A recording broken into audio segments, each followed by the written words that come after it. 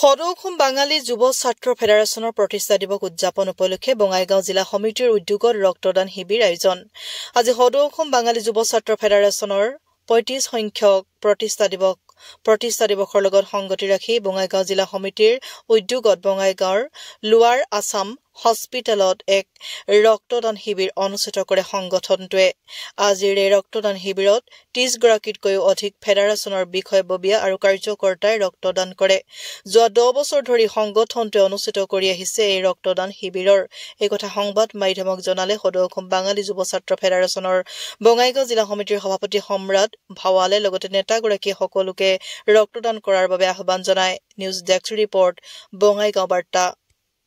নমস্কাৰ, আমি সদৌ অসম বাঙালী যুৱ ছাত্ৰ ফেডাৰেশ্যন বঙাইগাঁও জিলা সমিতিৰ ফালৰ পৰা আজি ৩৫তম প্ৰতিষ্ঠা দিৱস উপলক্ষে আমি লোৱাৰ আছাম হস্পিটেলত আমি ব্লাড ডোনেশ্যন কেম্প এটা পাতিছোঁ।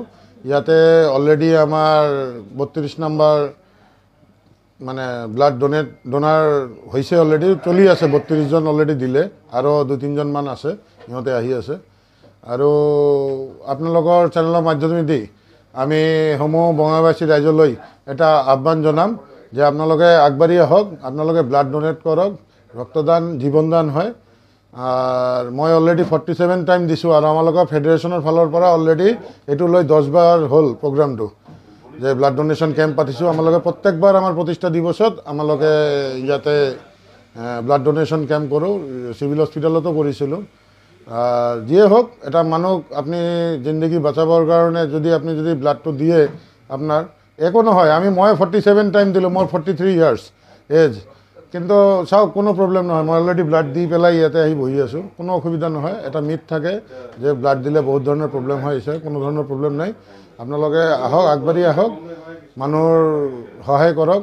আজি ব্লাডৰ কাৰণে বহুত মানুহ এক্সিডেণ্ট হৈ পেলাই ব্লাড নাপায় বা হস্পিটেলত নাথাকে। তো আপোনালোকে আগবাঢ়ি আহক। এটা জাষ্ট মেছেজ দিলোঁ আপোনালোকৰ চেনেলৰ মাধ্যমেদি, মানুহে যাতে আগবাঢ়ি আহে আৰু ব্লাড ডোনেশ্যন কৰে। বিৰাট ভাল বস্তু এইটো। নমস্কাৰ।